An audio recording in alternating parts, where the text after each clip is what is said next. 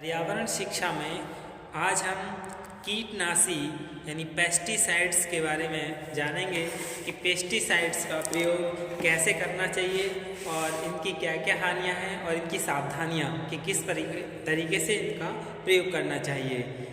विकासशील देशों के पिछले 50 वर्षों से ही चल रहे कृषि उपज वृद्धि अभियान ने जहां उर्वरकों के उपयोग में बेतहाशा बढ़ोतरी की है, वहीं फसलों को किसी भी प्रकार की बीमारियों, कीड़े मकोड़ों से बचाने में कीटनाशियों का उपयोग भी उसी गति से बढ़ा है।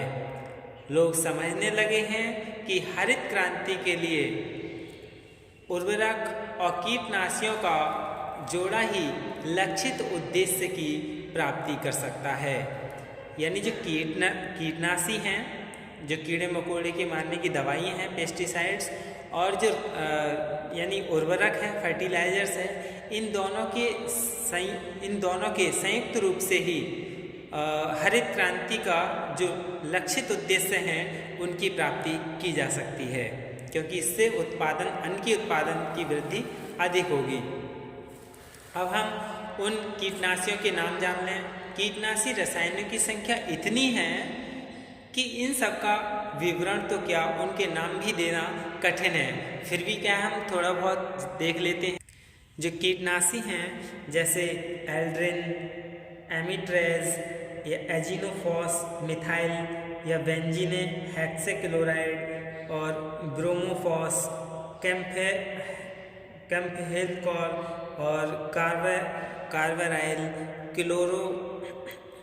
क्लोरफिरेफॉस, डीडीटी, डिमेंटन मिथाइल या डाइजिनॉन या डिक्रोटोफॉस, ये सभी क्या हैं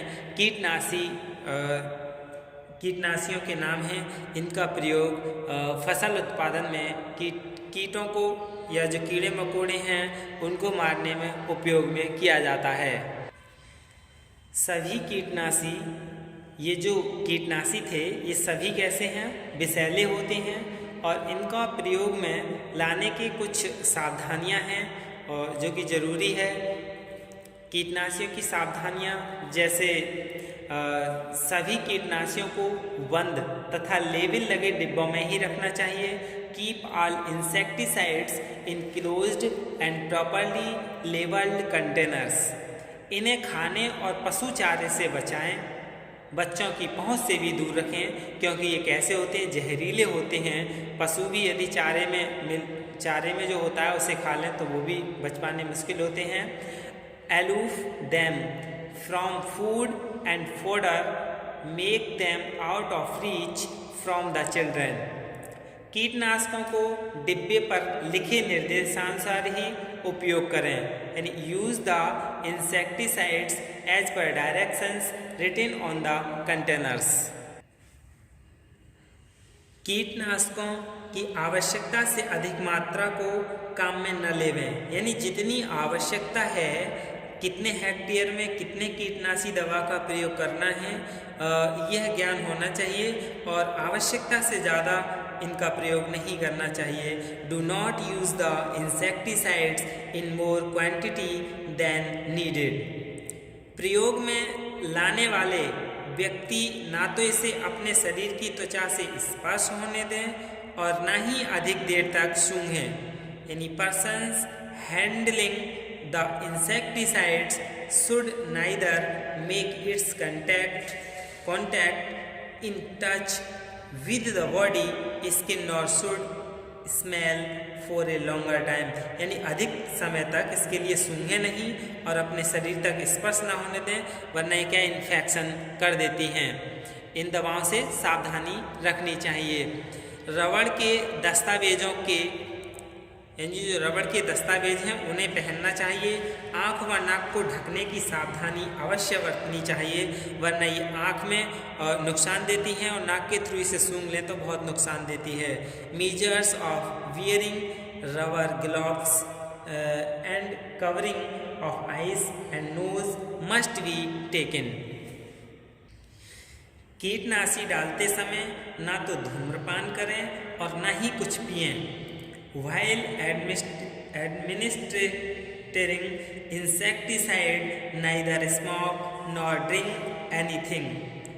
कार्य समाप्ति के बाद अच्छी तरह से नहाना चाहिए, पहने हुए वस्त्रों को धोना और यानी विशेषतः तो हाथों की सफाई जरूरी है।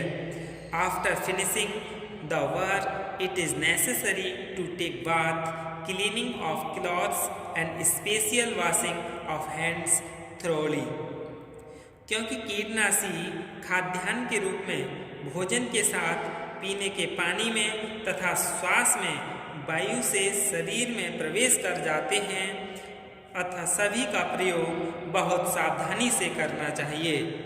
खाने की वस्तुओं, फल व सब्जी ये सभी को कई बार शुद्ध जल से धोकर ही काम में लेना चाहिए, क्योंकि इन वस्तुओं पर भी जो कीटनाशी लगी हुई है वो रह जाती है और धोकर के ही खाने पीने में इनका प्रयोग करना चाहिए। ऐसा भी जाना गया है कि कीटनाशी बहुत ही सूक्ष्म मात्रा में मनुष्य और पशुओं के शरीर में प्रवेश करके शरीर को अनेक रोगों का स्थायी निवास बना लेते हैं। यानी जो सूक्ष्म मात्रा में कीटाणु हैं, कीटनाशी है, वो मनुष्य और पशु के शरीर में क्या कर जाती हैं, प्रवेश कर जाती हैं और ऐसे रोग उनके शरीर में निवास कर जाते हैं जिनका हल भी मुश्किल है। हाल ही में जनवरी 2003 में अमेरिका में डिसीज़ कंट्रोल ऑफ प्रिवेंशन यानी संस्था ने सर्वे कर ज्ञात किया कि वहाँ के अधिकांश बच्चे और महिलाएं स्वीकृत कीटनाशी मानदंड से 3 से 4.6 गुने अधिक विषैले तत्वों से ग्रसित हैं। यह स्थिति अनेक देशों की होगी जो बिना जाने कीटनाशकों का अधिक उपयोग कर रहे हैं। क्या भारत भी इस अभिशाप से बच पाएगा? क्योंकि इन कीटनाशकों का प्रयोग करने के लिए लोगों को शिक्षित भी नहीं किया जा रहा है और अनावश्यक इनका प्रयोग अंधाधुंध तरीके से किया जा रहा है।